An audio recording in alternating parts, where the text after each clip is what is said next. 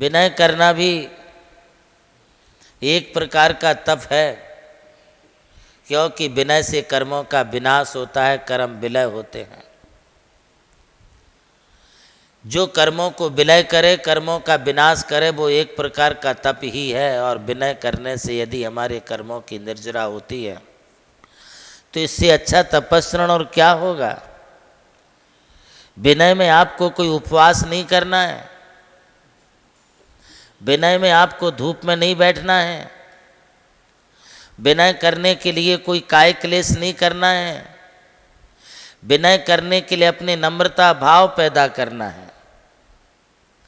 यदि आप अपने समूह के बीच में विनम्रता से रहते हो, नम्र भाव को धारण करते हो, तो तुम्हें रोज आहार पानी लेने के उपरांत भी तुम्हारे कर्मों की निर्जरा हो रही है।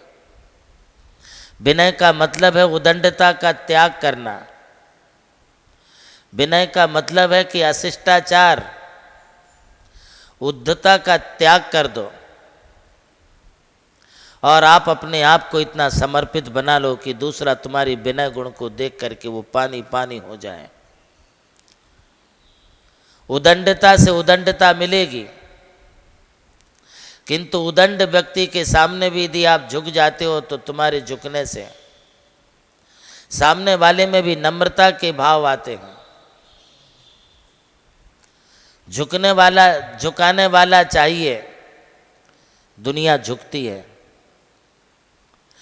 यदि झुकाने वाला है, विनम्रता है उसके अंदर में, तो वह भी दुनिया को झुका सकता है, दुनिया को अपने बस में कर सकता है भगवती आराधना में। आचार्य श्री शिव कोटि जी महाराज कहते हैं कि विनय करने से सारा संग अपने बस में होता है, विनय करने से कल्याण की प्राप्ति होती है, विनय करने से हमारे कर्मों की निर्जरा तो होती है, किंतु विनय करने से हमारे लिए मोक्ष की भी प्राप्ति होती है। इसलिए विनय करना एक फॉर्मेलिटी नहीं है, बल्कि विनय करना एक शिष्टाचार है, एक शिष्ट व्यक्ति का लक्षण है कि कौन व्यक्ति कितना नम्र है, कितना शिष्टाचारवान है। ये विनय हमारे लिए एक लोकाचार व्यवहार को सिखलाती है। जितनी हमारे अंदर लचीलापन होगा, जितना अपने अंदर विनम्रता होगी, हम उतने ही अधिक ऊपर उठेंगे। विनय के बिना कोई ऊपर उठ नहीं सकता है। पूज्य पुरुषेषु आदरा विनया, पूज्य पुरुषों के प्रति आदर के भाव रखना है, उनके गुणों के प्रति अनुराग रखना है। गुणेषु अनुरागा भक्ति, गुणों में अनुराग रखने का नाम भक्ति है। और भक्ति तुम्हारी होगी तो तुम्हारे अंदर श्रद्धा भी जागृत होगी। श्रद्धा और भक्ति जहाँ होगी वहाँ तुम्हारे लिए विनय भी आएगी, और उस विनम्रता के द्वारा आप सामने वाले को अपना कर सकते हो, अट्रैक्ट कर सकते हो। कहते हैं कि भगवान भी भक्त के बस में हो जाते हैं। वह कब हो जाते हैं? जब तुम भगवान के प्रति समर्पित हो जाओ, इतने अधिक समर्पित हो जाओ भगवान को भी तुम्हारी सुनना पड़े। हमारे भगवान महान उच्च अवस्था को, अरिहंत और सिद्ध अवस्था को प्राप्त हैं। हमारे पंच परमिष्टि परम पद को प्राप्त हैं। उनकी यह परम स्थिति हमारे लिए भी प्राप्त हो। बंदे तद्गुण लब्धे, हमें उनके गुणों को प्राप्त करना है, तो बंदे उनकी वंदना करें। आपने कभी कुएं से पानी भरा है? नहीं भरा है। तो कभी आपने अपने यहाँ पर जो टैंक होता है, पानी का ड्रम होता है, उसमें से कभी पानी भरा है? उसमें से तो भरा है। कुएं में से भरो या टैंक में से भरो या हौद में से पानी भरो, वह बर्तन उसमें झुकेगा तो उसमें पानी भरेगा। यदि बर्तन झुकेगा नहीं, तुम उसे कितना भी सीधा डुबोने की कोशिश करो तो उसमें पानी जाएगा नहीं। जो जितना झुकेगा उसको उतना प्राप्त होगा। ये अंदर जो तुम्हारी अहंकार भरा है ना, इस अहंकार को पहले खाली करो। जैसे एक बोतल होती है, बोतल को तुम सीधा डुबो तो पानी नहीं भरेगा उसमें, किंतु जैसे जैसे उस बोतल को तुम तिरछा करते जाओगे और तिरछा करते करते उसमें की एयर निकलती जाएगी, वैसा वैसा उसमें पानी भरता जाएगा। ठीक इसी तरह से हम जितने जितने धुकते जाएंगे, हमारा जितना जितना अहंकार रूपी एयर बाहर निकलती जाएगी, उतने उतने गुण हमारे अंदर में आते जाएंगे। हमारे झुकने से ही गुण आते हैं, और झुकना ये इंसान की पहचान है। आप झुकना सीखिए।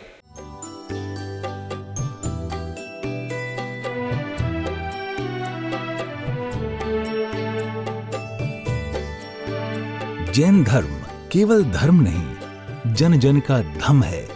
यही है इस धर्म की संस्कृति। सन 2010 चातुर्मास के दौरान मांगी तुंगी और गजपंथा की तीर्थ यात्रा के बाद एक रात्रि गजपंथा की पहाड़ियों पर विश्राम करते समय आचार्य श्री देवनंदी जी महाराज को एक दिव्य स्वप्न प्राप्त हुआ।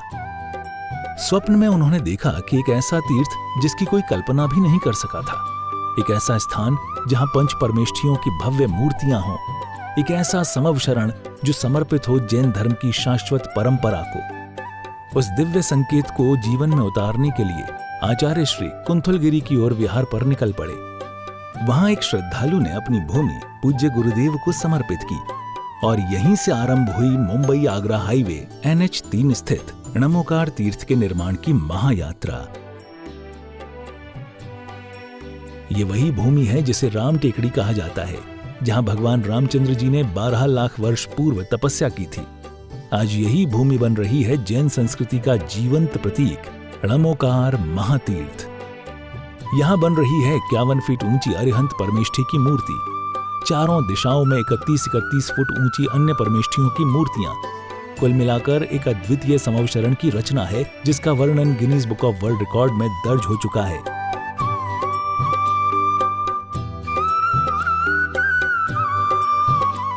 इस भव्य मंदिर जी में स्थापित किए जा रहे हैं 24 तीर्थंकरों के 24 मंदिर, पंचमेरु, नंदीश्वर द्वीप, नवदेवता और 64 रिद्धि मंदिर, सप्तऋषि मंदिर और गोमटेश्वर बाहुबली, संवेद शिखर जी की झलक और क्षेत्रपाल मंदिर। यहाँ पर अब तक 250 से अधिक कमरे निर्मित हो चुके हैं, जिनमें 75 साधु साध्वियों के लिए एवं यात्री निवास आधुनिक सुविधाओं से युक्त है। AC रूम, भोजनशाला, कैंटीन और विशाल गुरु मंदिर। णमोकार तीर्थ का भूमि पूजन 8 फरवरी 2014 को संपन्न किया गया था और आज लगभग 10 लाख स्क्वायर फीट से अधिक निर्माण पूर्ण हो चुका है और अब यह दिव्य तीर्थ अपने चरम आयोजन की ओर अग्रसर है।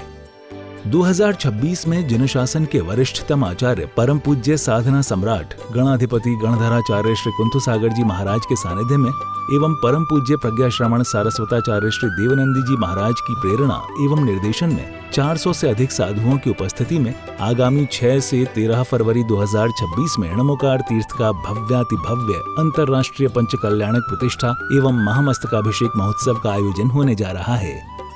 खुल रहा है पुण्य का द्वार, जो करेगा भव पार।